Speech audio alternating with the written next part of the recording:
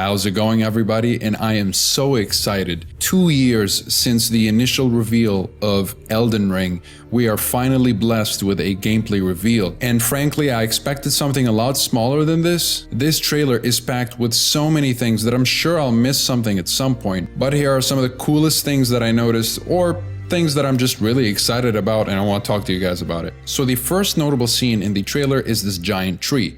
Now, some of you may have noticed the correlation between this tree and the world spiral tree from Berserk, if you're familiar with Berserk. Of course, it's no secret that Miyazaki is a big fan of Berserk, and has drawn inspiration from it in previous games such as Knight Artorias. And it seems like he's drawn more direct inspiration this time around with Elden Ring, with this tree and this wolf knight that we see in the trailer, which pretty much looks about as directly related to Guts as it gets. And now, starting with the tree, if you're not familiar with Berserk, I'm not really gonna get into it, but this tree connects worlds together. In Norse mythology, it's called Yggdrasil, which held the 9 worlds of Norse mythology and connected the Vikings living in the world of men with worlds of the gods and giants. Keep in mind that there's a lot more to it than that, but that can be its own series of videos and not just one video. So essentially what I draw from that is that the location in which the tree exists is probably our new Firelink Shrine, and it will act as the hub where all the worlds of Elden Ring are intertwined and connected. The next thing that caught my eye is the variety of these environments that they showcased here, with different color palettes artistically painting each scene in true From Software fashion. Afterwards, we get the first official confirmation of mounts in the game, and it seems like we'll be able to summon mounts with some sort of an item instead of just calling for it or losing it or something like that. And I'm honestly so excited to explore and find out what kind of cool mounts are we going to get, because clearly this isn't a regular horse. And if you do a little search about creatures in Norse mythology, you won't be able to help but get excited and speculate about which mounts will be present within the game. And usually From Software like to mix things up in their own style, so they're not necessarily going to stick to Norse mythology only. There could also be some type of Asian mythology, well, most likely Japanese mythology. So we'll see what happens when the game comes out. And now back to mounts. You can actually jump while mounted, so that's definitely a sign of how the world is designed and the scale and size of it. Then we get to see a mounted sword slash, which is cool, confirming mounted combat, and it seems like the player is called the Tarnished this time around, which is probably along the lines of Undead or Ashen One from Dark Souls, where we're some kind of warrior seeking redemption or elevation in a godforsaken land. This is what we know so far from the Bandai Namco website. The Golden Order has been broken. Rise, Tarnished, and be guided by grace to brandish the power of the Elden Ring and become an Elden Lord in the lands between. In the lands between, ruled by Queen Marika, the Eternal, the Elden Ring, the source of the Erd Tree, has been shattered, so it's called Erd Tree in Elden Ring. Marika's offspring, demigods all, claimed the shards of the Elden Ring known as the Great Runes, and the mad taint of their newfound strength triggered a war, the Shattering. A war that meant abandonment by the greater will. And now the guidance of grace will be brought to the Tarnished, who were spurned by the grace of gold and exiled from the lands between.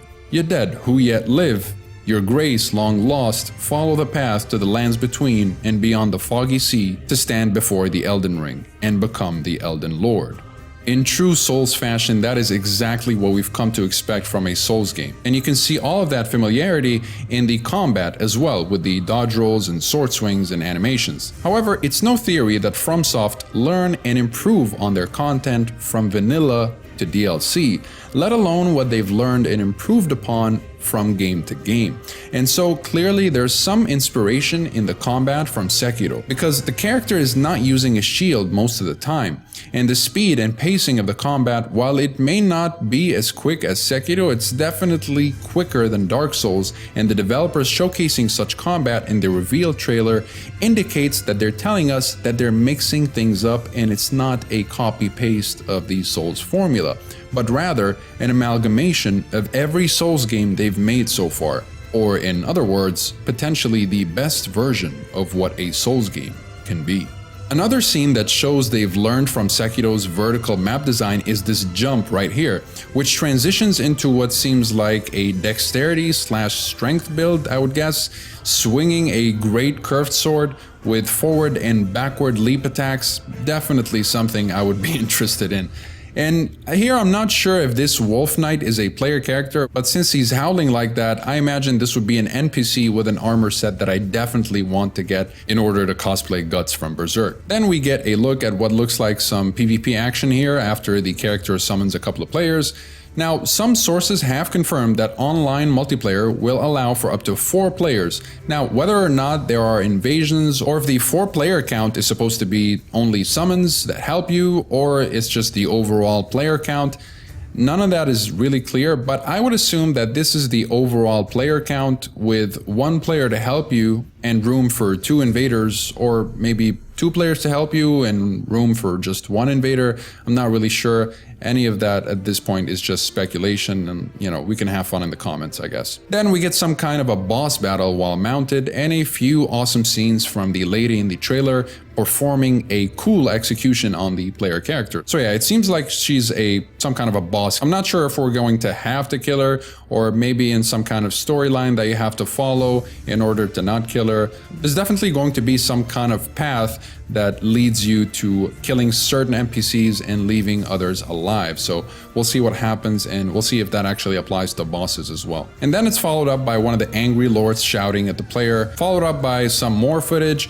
Another thing that I love about medieval fantasy, and especially FromSoft medieval fantasy, is their amazing castle design. But the Dark Anor Londo one has to be my favorite. We also get a few snippets of sorcery and dark magic users, and it seems like they've changed what dark magic looks like. The spell looks like a dark Kamehameha, and the color palettes seem to be a little bit different with a little bit of purple in the mix. I can't wait to make a dex sorcery build. Last time I played a build like that was in Dark Souls 1. I am so incredibly excited for this game, and I do trust Miyazaki and his decisions, and I'm sure that the January 21st of 2022 release date is something they've thought about very carefully, especially with so many controversies surrounding delays and many other games getting overhyped. I'm quite positive that Miyazaki is not going to pull a Cyberpunk 2077 situation here. People making this correlation make no sense at all. Miyazaki has a clean slate and is worthy of our trust, so let's patiently wait for the game and spend some time having fun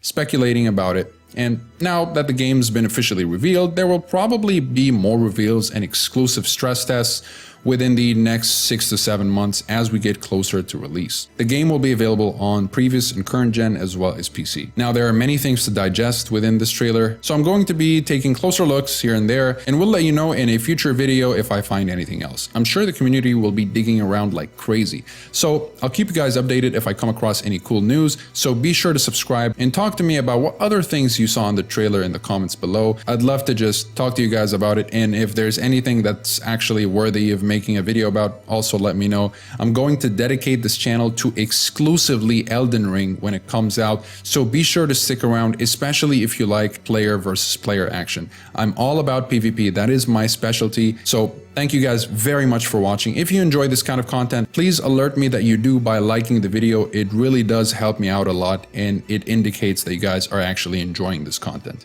So I'll see you guys in the next one. Have a wonderful day.